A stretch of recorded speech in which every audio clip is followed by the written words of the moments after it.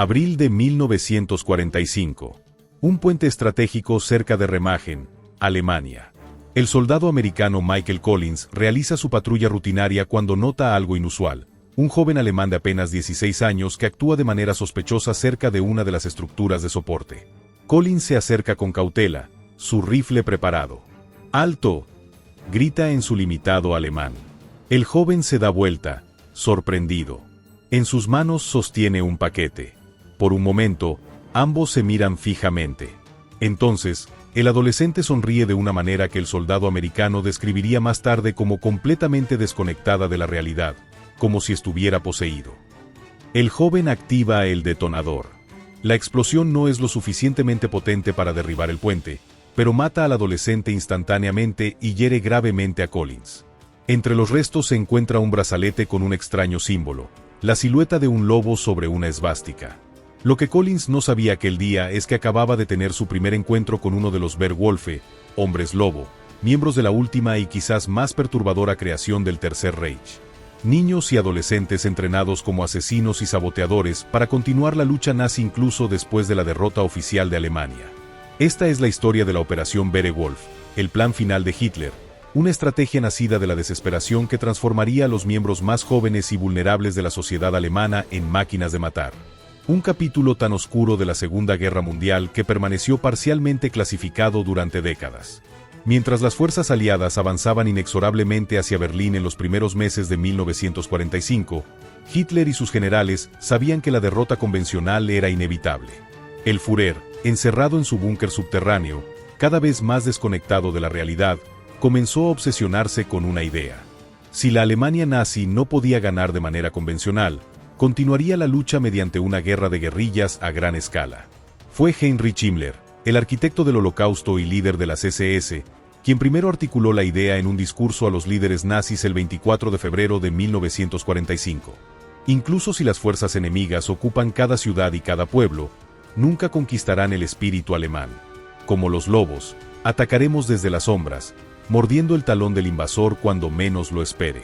Ningún oficial aliado dormirá tranquilo, ningún colaborador vivirá sin miedo. El nombre Werewolf no era casualidad.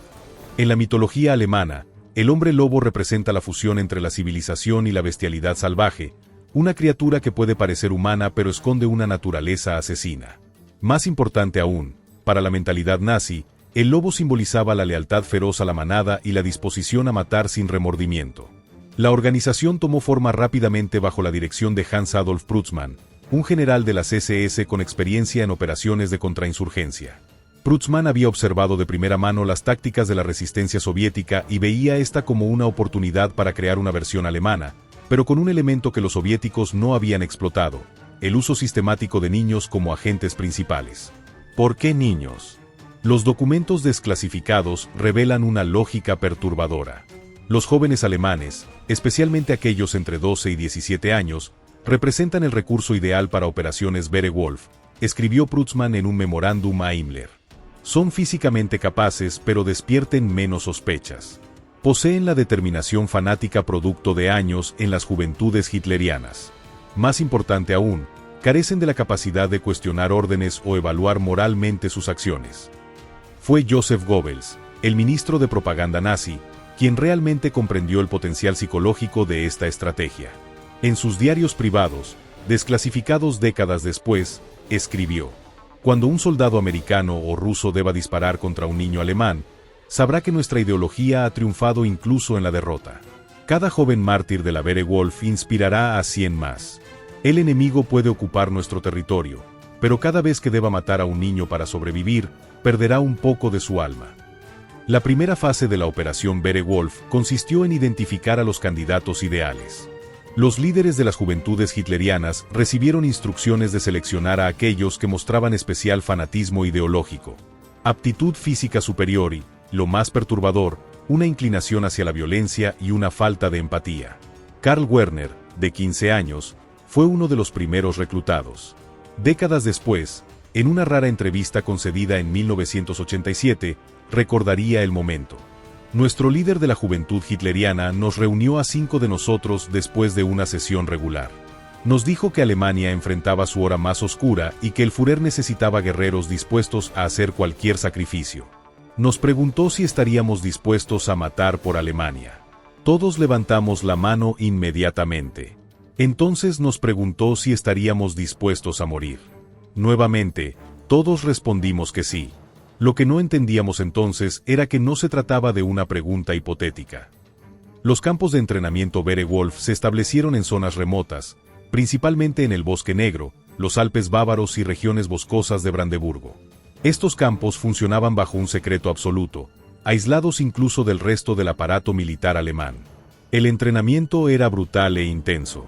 Los adolescentes recibían instrucción en fabricación y colocación de explosivos caseros, técnicas de sabotaje de infraestructura crítica, métodos de asesinato silencioso, incluyendo estrangulamiento y uso de cuchillos, operaciones de reconocimiento e inteligencia, comunicación encubierta y códigos, supervivencia en terreno hostil, resistencia a interrogatorios.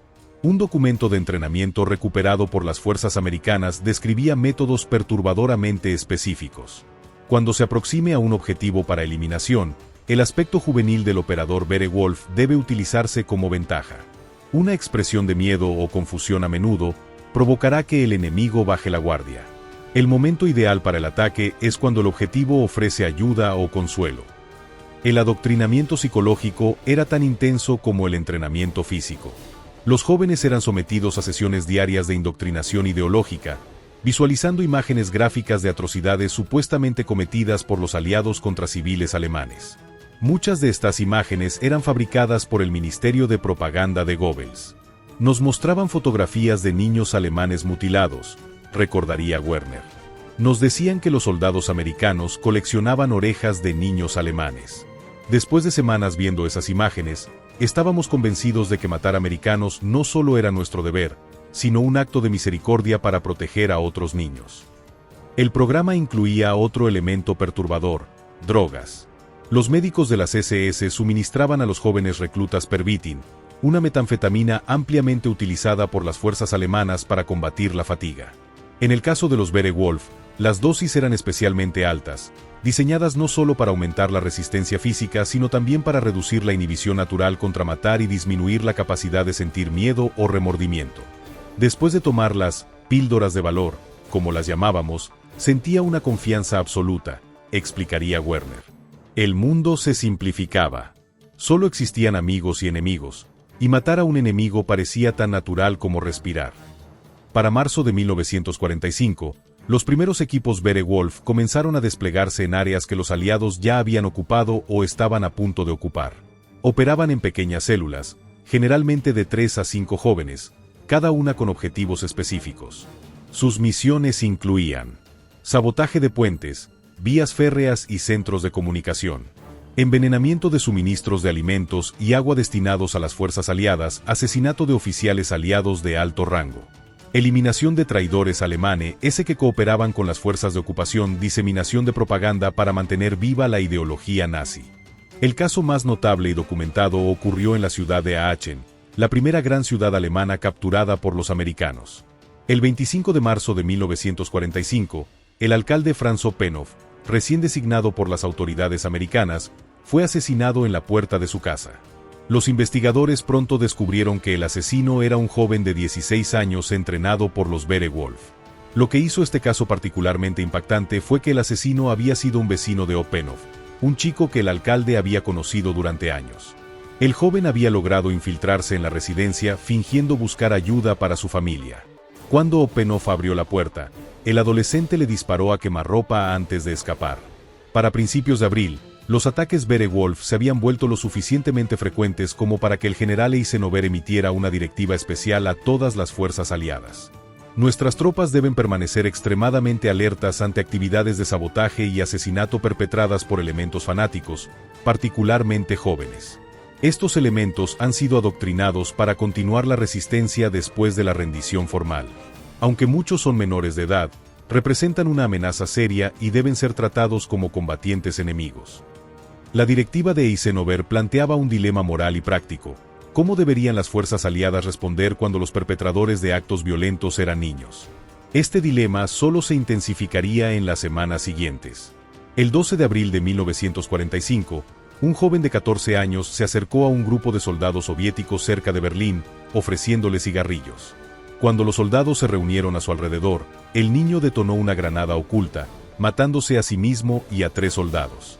Un incidente similar ocurrió días después con tropas americanas en Stuttgart. Estos ataques no solo causaban bajas físicas, sino también un profundo daño psicológico. Los soldados aliados, muchos con hijos en casa, se encontraban en la posición imposible de tener que considerar a cada niño alemán como una potencial amenaza mortal. El sargento James Miller, del 101º Regimiento de Infantería estadounidense, escribiría en sus memorias: "Lo peor de esta guerra no fue enfrentar a soldados alemanes adultos. Fue el día en que tuve que disparar a un niño que no podía tener más de 15 años porque se acercaba a nuestro puesto de control con una bomba. Ese momento me cambió para siempre. Ya no veía la victoria como algo por lo que celebrar". A medida que la guerra se acercaba a su fin, Radio Werewolf comenzó a transmitir desde ubicaciones secretas. La voz principal era la de un joven de 17 años seleccionado específicamente por su capacidad para inspirar a otros adolescentes. Los mensajes eran directos y perturbadores. Jóvenes alemanes, cuando vean un uniforme extranjero, vean solo un objetivo. Cuando un invasor sonría, recuerden que la misma boca dio órdenes para bombardear vuestros hogares. Cada ocupante eliminado es un paso hacia la libertad de Alemania. El bosque es vuestro aliado, la noche vuestra amiga. Como lobos, atacamos y desaparecemos. Estas transmisiones tenían un doble propósito: inspirar a los operativos Werewolf ya desplegados y sembrar miedo entre las fuerzas aliadas. En ambos aspectos, tuvieron un éxito perturbador. Para fines de abril de 1945, Hitler, aislado en su búnker en Berlín, comenzó a depositar sus últimas esperanzas en la operación Werewolf. En una de sus últimas entradas en su diario, Goebbels escribió: "El Führer habla cada vez más de los Werewolf como el renacimiento futuro del Reich. Dice que mientras otros imperios tardaron siglos en formarse, nosotros resurgiremos en una sola generación gracias a estos jóvenes lobos que mantienen viva la llama". El 30 de abril, Hitler se suicidó. Pero para los jóvenes Werewolf dispersos por toda Alemania, la guerra estaba lejos de terminar. De hecho, para muchos, acababa de comenzar. La rendición formal de Alemania, el 8 de mayo de 1945, marcó el fin oficial de la Segunda Guerra Mundial en Europa. Para millones de soldados y civiles, significaba el tan esperado regreso a casa. Para los jóvenes Werewolf, representaba el inicio de su verdadera misión.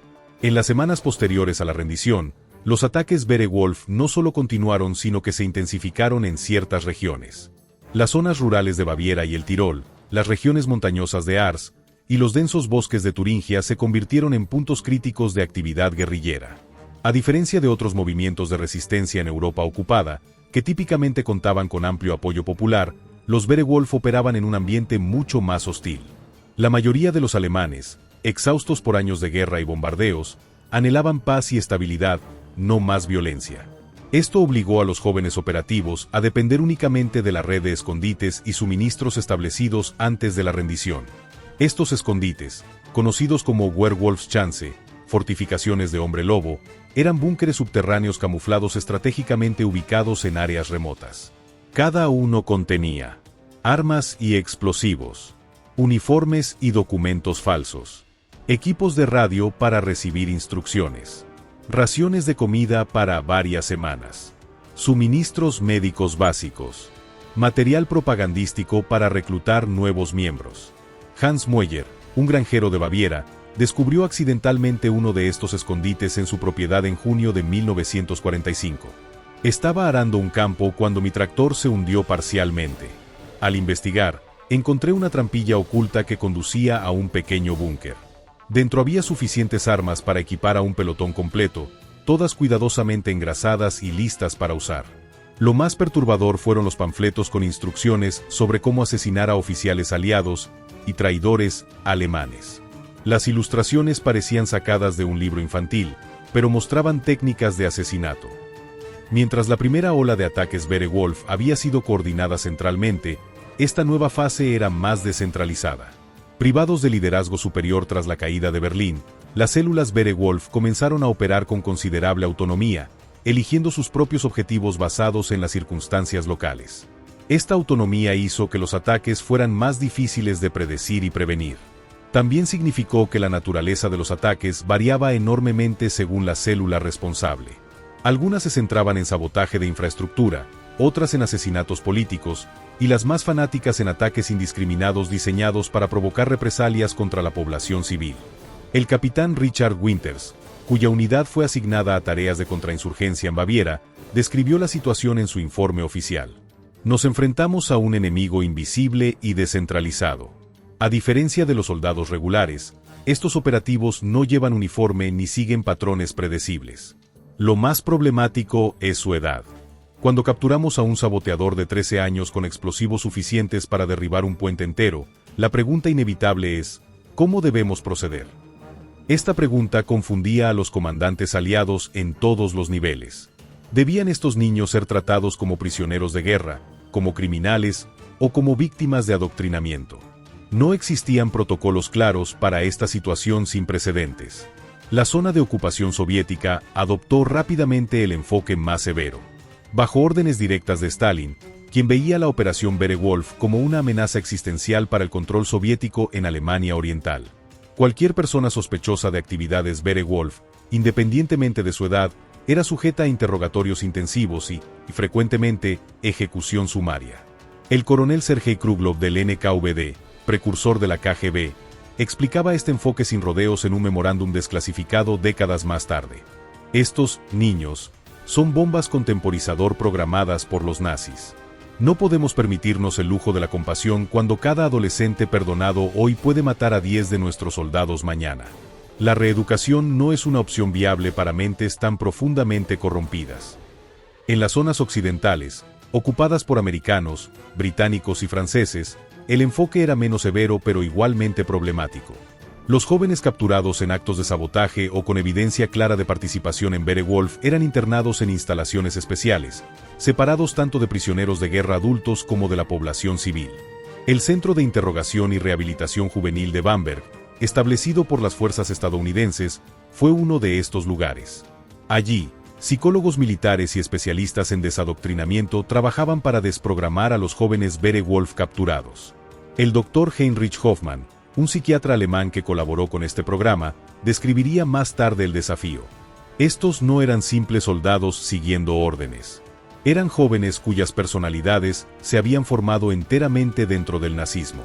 Para ellos, Hitler no era solo un líder político, sino una figura paterna, casi divina. Su lealtad no estaba basada en miedo o coacción, sino en una convicción profundamente arraigada de que luchaban por una causa justa y sagrada.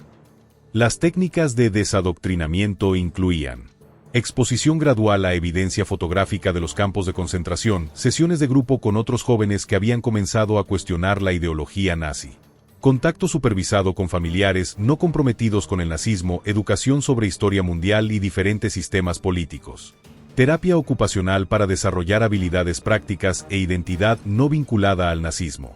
Los resultados fueron mixtos. Algunos jóvenes, especialmente los reclutados tardíamente o los menos expuestos a drogas durante su entrenamiento, respondieron positivamente. Otros permanecieron irreductibles en su fanatismo. Un caso particularmente desafiante fue el de Erich Kohler, de 16 años, capturado después de asesinar a un oficial médico americano en un hospital de campaña. Después de 6 meses en el programa de rehabilitación, escribió en su diario: «Finjo cooperar porque esto me da mejor comida y menos restricciones. Cada noche repito el juramento que hice al Führer. Cuando salga de aquí, continuaré nuestra lucha. Ellos creen que pueden cambiar lo que soy, pero mi lealtad es más fuerte que sus palabras». Kohler eventualmente sería uno de los pocos casos donde la rehabilitación se declaró imposible. Su destino posterior permanece clasificado, aunque documentos parcialmente desclasificados sugieren que fue transferido a una instalación de máxima seguridad. Mientras los aliados lidiaban con los Beowulf capturados, aquellos que permanecían libres continuaban sus operaciones, aunque con creciente dificultad. Los escondites preparados antes de la rendición comenzaban a agotarse. Sin líneas de suministro o estructuras de apoyo, muchas células se vieron forzadas a recurrir al robo y la extorsión para mantenerse operativas. Esta necesidad de recursos los exponía a un mayor riesgo de detección.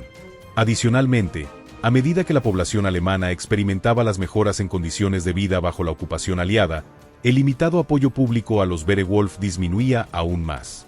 A pesar de estos desafíos, algunos ataques espectaculares seguían ocurriendo.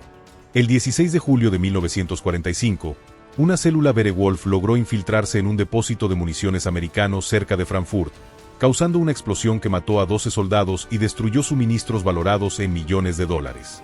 El 24 de agosto, otra célula asesinó al alcalde de Dresden, instalado por los soviéticos, junto con su familia entera, incluyendo 2 niños pequeños.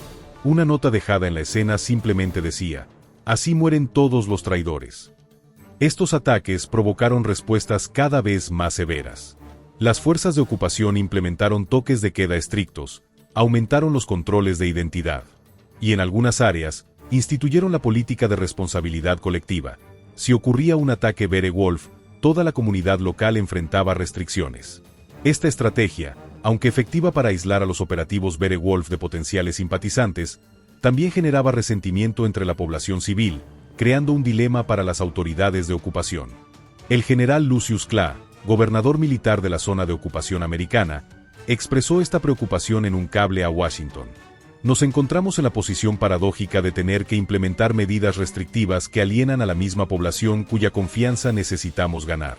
Cada acto de sabotaje nos obliga a responder con controles más estrictos, cumpliendo exactamente el objetivo estratégico de los Werewolf: crear fricción entre ocupantes y ocupados.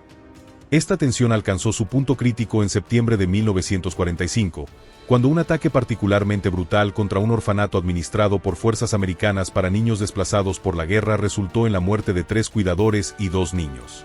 Los perpetradores, 3 adolescentes Werewolf, dejaron una nota justificando el ataque como castigo por contaminar la pureza racial alemana al cuidar niños de diversos orígenes étnicos. La indignación pública fue inmediata y abrumadora. Por primera vez, periódicos alemanes bajo supervisión aliada publicaron extensos reportajes sobre la operación Werewolf, incluyendo testimonios de exmiembros que habían sido capturados o se habían entregado voluntariamente. Estos reportajes tuvieron un efecto galvanizador sobre la opinión pública alemana. Comunidades que habían mantenido un silencio temeroso comenzaron a cooperar activamente con las autoridades de ocupación, proporcionando información sobre escondites sospechosos y movimientos inusuales. Esta cooperación marcó un punto de inflexión. Para octubre de 1945, la efectividad operativa de los Werewolf había disminuido significativamente. Las células aisladas continuaban existiendo, pero sin capacidad para coordinar acciones a gran escala o reponer sus suministros. El deterioro de la situación llevó a algunos líderes Werewolf a tomar decisiones desesperadas. Ludwig Gertzmann, un exoficial de las SS de 19 años que comandaba una red Werewolf en Turingia, ordenó a sus subordinados infiltrarse en campos de refugiados para reclutar nuevos miembros entre huérfanos y jóvenes desplazados. Esta táctica resultó contraproducente cuando varios de estos nuevos reclutas, más interesados en comida y refugio que en continuar la lucha nazi, traicionaron a sus reclutadores a cambio de recompensas ofrecidas por las fuerzas de ocupación. Para finales de 1945, la organización Werewolf como fuerza coordinada había dejado de existir efectivamente, aunque ataques aislados continuarían ocurriendo durante varios años más. El último incidente oficialmente atribuido a un operativo Werewolf ocurrió en marzo de 1947, cuando un administrador civil británico fue asesinado en Hamburgo. Lo que emerge de los documentos desclasificados es una imagen de colapso gradual más que de derrota decisiva. Sin estructura de mando, sin suministros regulares, y enfrentando una población cada vez más hostil, los jóvenes Werewolf se encontraron en una situación imposible. Algunos, especialmente los más jóvenes o menos comprometidos ideológicamente, simplemente abandonaron la lucha y trataron de reintegrarse a la sociedad civil, a menudo ocultando su pasado. Otros, incapaces de renunciar a su identidad como guerreros nazis o temerosos de las consecuencias si eran descubiertos, optaron por soluciones más desesperadas. Los archivos policiales de la época registran un aumento notable en suicidios de adolescentes en áreas rurales asociadas con actividad Werewolf. Un caso particularmente trágico fue documentado en Baviera, donde 5 miembros de una célula Werewolf, todos entre 14 y 16 años, realizaron un pacto suicida después de agotar sus suministros. Dejaron una nota que concluía con las palabras: "Morimos fieles al juramento que hicimos. Deutschland siegt. Alemania triunfa". Un tercer grupo, principalmente compuesto por miembros mayores con conexiones más fuertes con las SS y otros elementos nazis, Utilizó las redes de escape establecidas para huir de Europa, frecuentemente hacia Sudamérica o el Medio Oriente. Algunos de estos individuos posteriormente se integrarían a movimientos neonazis internacionales, llevando consigo las tácticas y la ideología de los Werewolf. Para 1947, las autoridades aliadas consideraban que la amenaza Werewolf había sido efectivamente neutralizada, aunque continuaban vigilando posibles resurgimientos. La pregunta que quedaba sin responder era qué hacer con la información sobre esta operación. Múltiples factores influenciaron la decisión de mantener clasificados muchos aspectos de la operación Werewolf.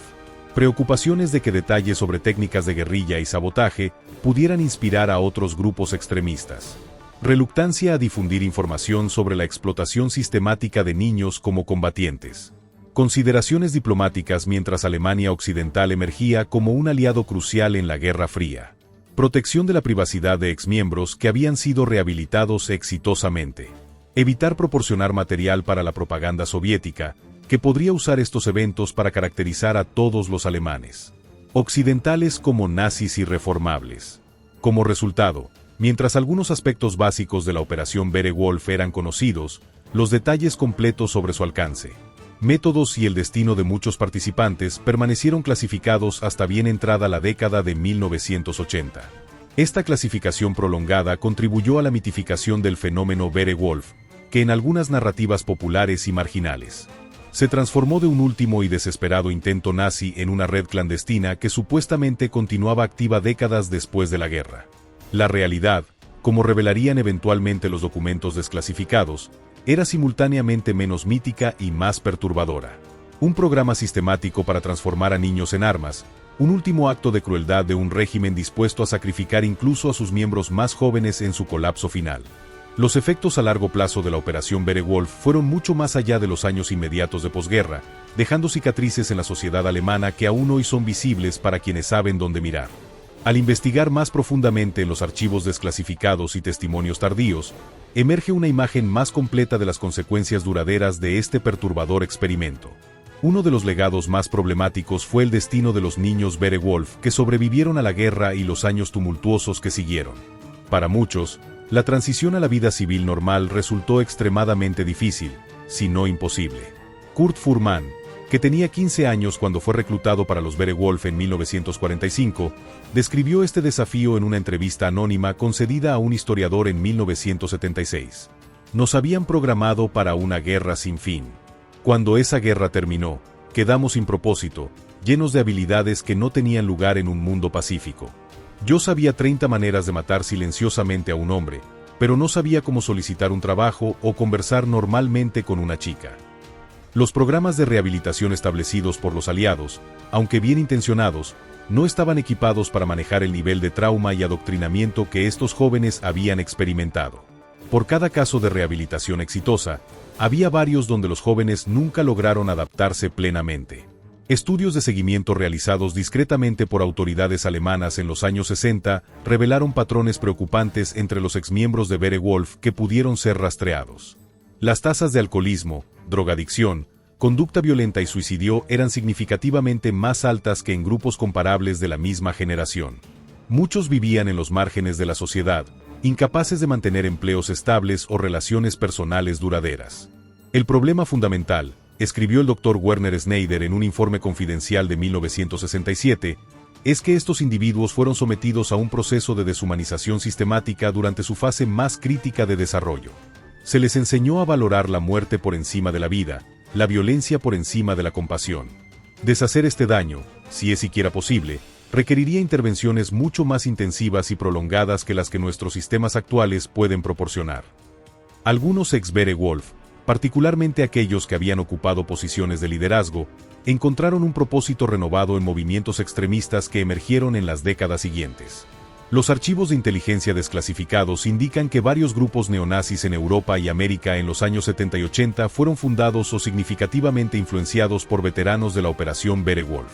Lo más perturbador, señaló un informe de la inteligencia occidental de 1978, es que estos individuos han transferido no solo la ideología nazi, sino específicamente las técnicas de adoctrinamiento juvenil y tácticas de guerrilla urbana desarrolladas en la operación Werewolf. Están esencialmente reproduciendo el mismo modelo que los convirtió a ellos en armas cuando eran niños. Un caso notable fue el de Dieter Krebs, nombre cambiado en documentos oficiales, quien después de servir como instructor Beowulf a los 17 años, reapareció en los años 70 como figura clave en una red terrorista neonazi responsable de varios atentados en Alemania Occidental.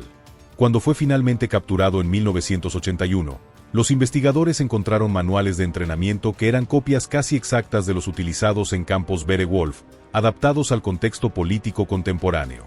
Otro legado perturbador fue el impacto en las comunidades donde los Beowulf habían operado más activamente. En ciertas regiones rurales de Alemania, particularmente en Baviera y áreas del antiguo este alemán, persistió durante décadas un silencio incómodo sobre este periodo. Elgar Einhardt, historiadora especializada en historia oral de la posguerra, documentó este fenómeno. Hay pueblos donde nadie habla de 1945 y 1946. Cuando presionas, descubres historias de jóvenes locales que desaparecieron en los bosques en los últimos días de la guerra y regresaron transformados, o nunca regresaron. Historias de vecinos asesinados por supuesta colaboración, de familias enteras que se mudaron repentinamente sin explicación. Es un trauma colectivo que nunca ha sido plenamente procesado. La naturaleza clandestina de la Operación Beowulf también dejó un legado de mitos y teorías de conspiración que han persistido hasta nuestros días.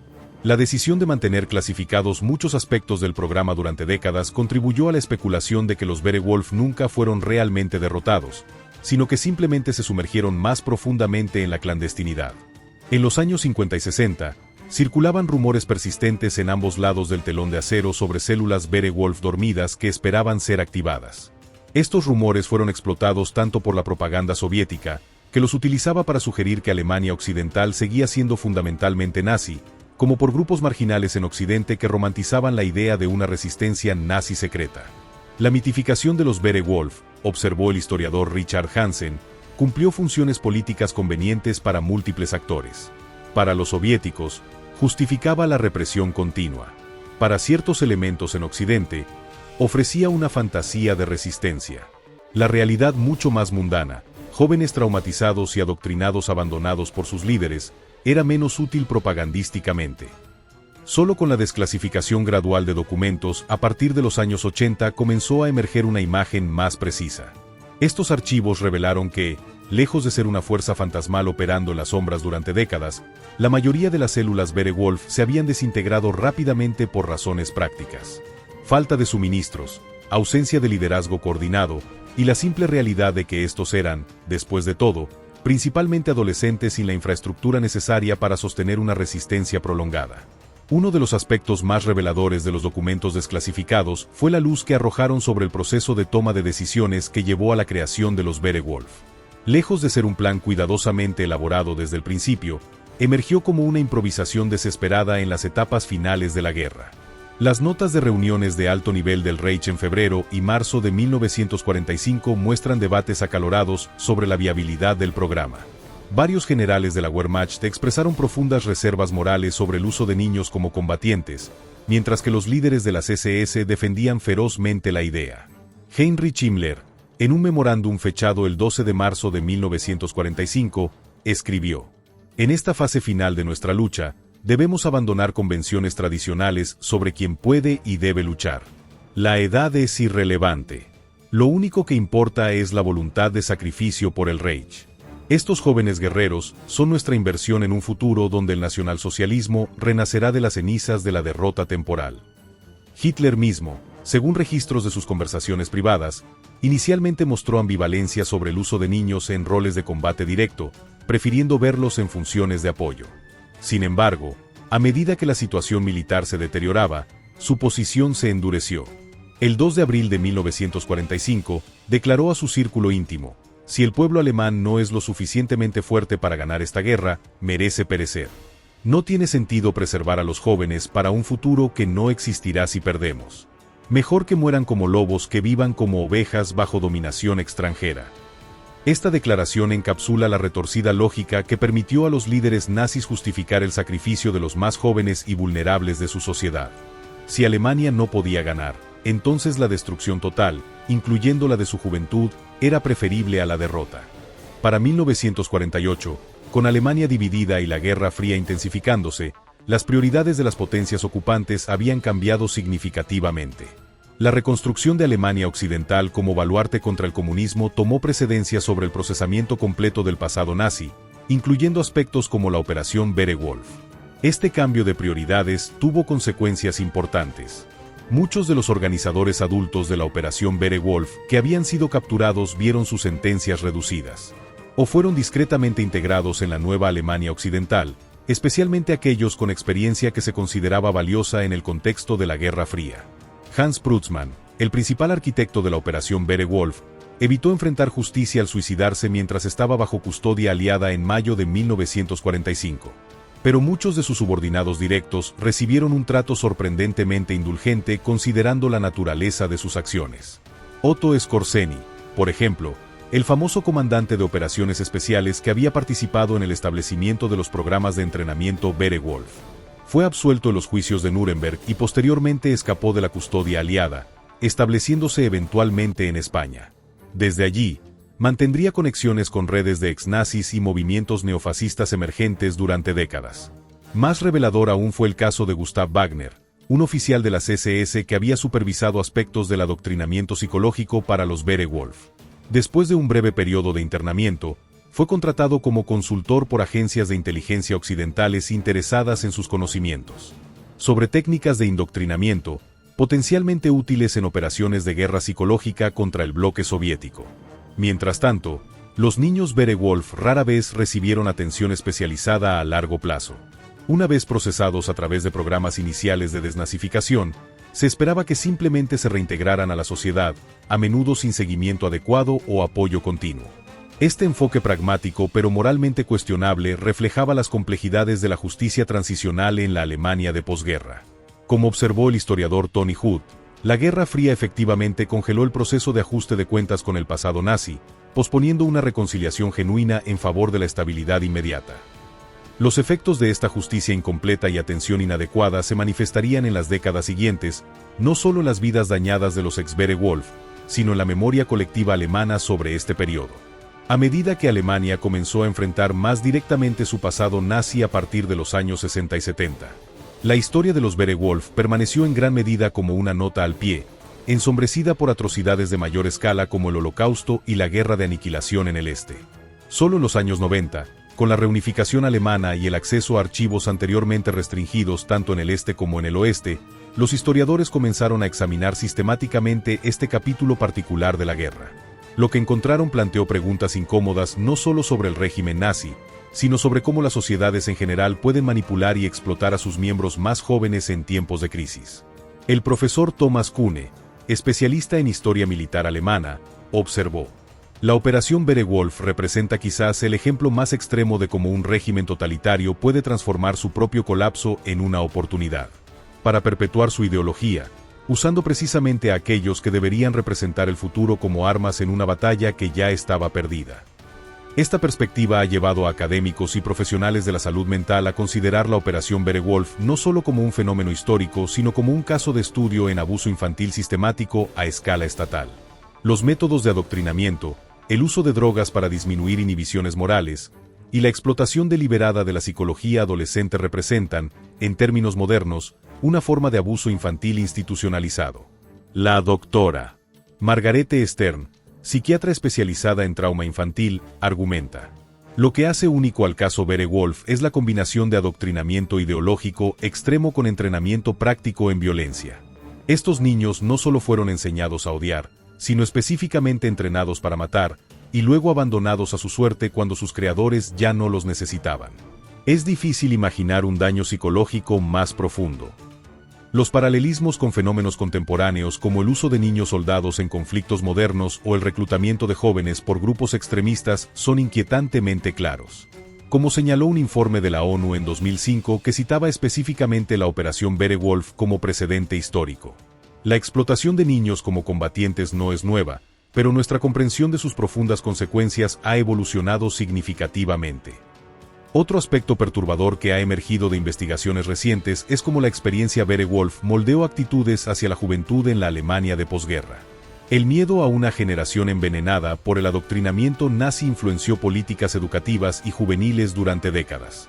Este temor estaba particularmente presente en la zona de ocupación soviética, que posteriormente se convertiría en Alemania Oriental. Los documentos del Ministerio de Seguridad del Estado, Stasi, revelan una vigilancia intensiva de actividades juveniles hasta bien entrados los años 80, justificada parcialmente por la preocupación de que elementos Werewolf latentes pudieran radicalizarse. Para algunos sobrevivientes, el silencio oficial sobre este capítulo de la historia dificultó su proceso de recuperación personal.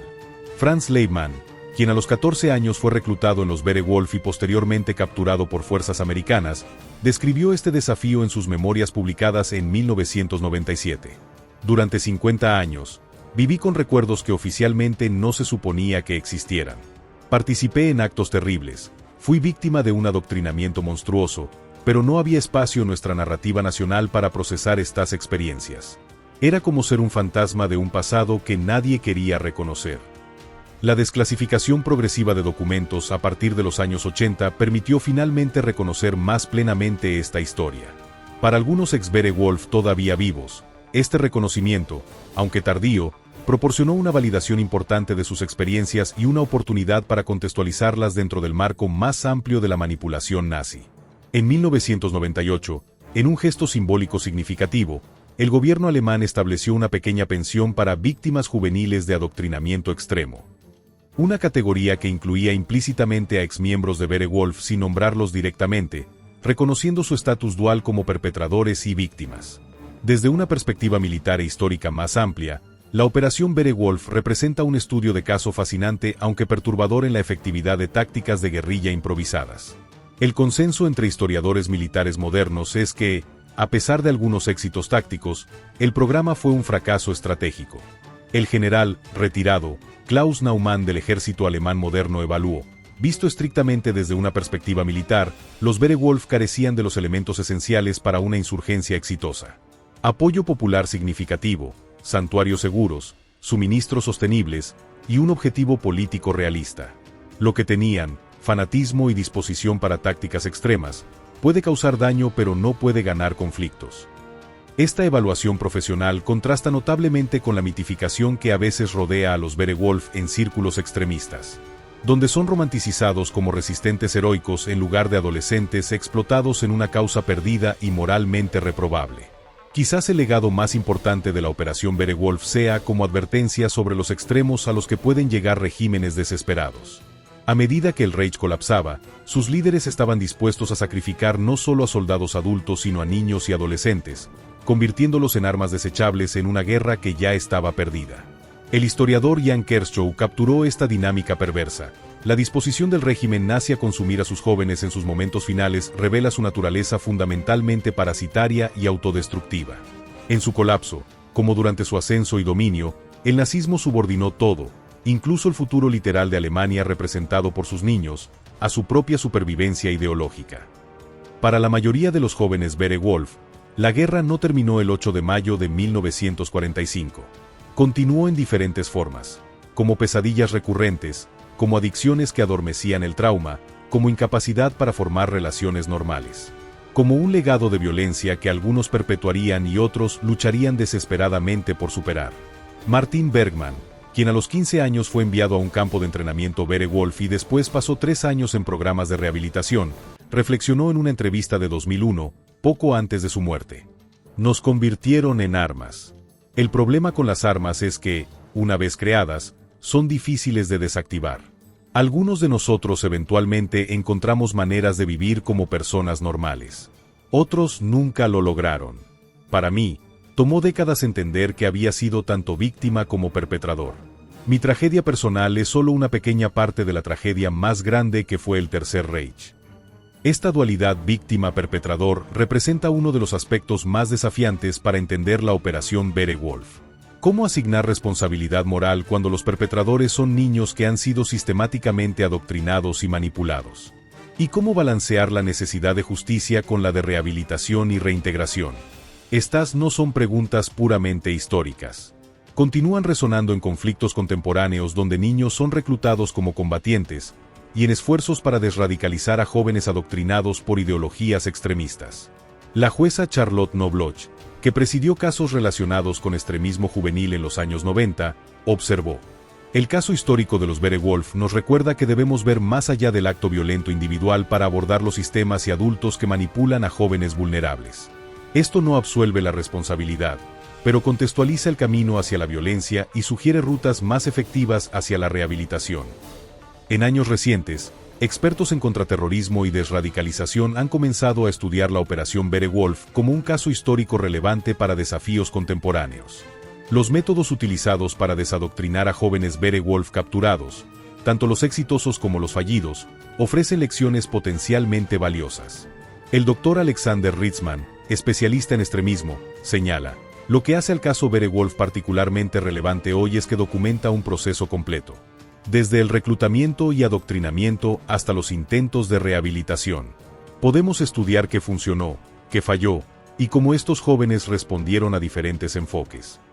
A medida que el tiempo ha pasado y los participantes directos en estos eventos han envejecido o fallecido, la Operación Werewolf ha transitado gradualmente del ámbito de la historia viva al de la historia documentada. Este distanciamiento temporal permite una evaluación más sobria y menos emocional, pero también conlleva el riesgo de perder la inmediatez humana de esta tragedia.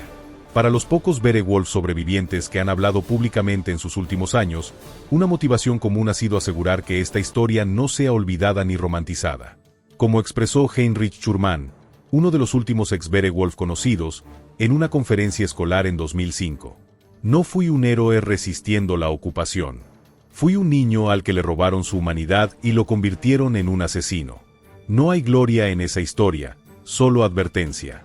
Cuando veo jóvenes hoy siendo seducidos por ideologías extremistas, reconozco los mismos mecanismos que funcionaron en mí. La diferencia es que ahora puedo decir: yo estuve allí, y ese no es un camino que quieran seguir.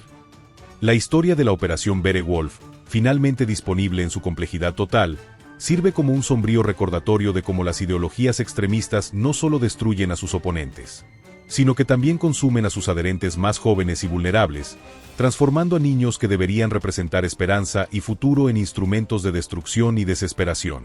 En las palabras del historiador Peter Longerich, quizás el crimen final del nazismo no fue contra sus enemigos externos, sino contra su propia juventud. Una generación sacrificada no solo en los campos de batalla convencionales, sino en una guerra de sombras diseñada para perpetuar la violencia y el odio mucho después de que sus creadores adultos hubieran desaparecido. Esta es la verdadera lección de la Operación Werewolf, el daño continuado que las ideologías de odio infligen no solo a sus objetivos inmediatos, sino a generaciones enteras que pueden quedar marcadas por el veneno del extremismo, un veneno que, como demostró esta oscura operación, es particularmente devastador cuando se inyecta en mentes jóvenes y maleables. Es una historia que merece ser conocida no por sensacionalismo, sino como advertencia perdurable sobre las profundidades a las que puede llegar la manipulación ideológica, y el alto precio que pagan los más vulnerables cuando son transformados de niños en armas.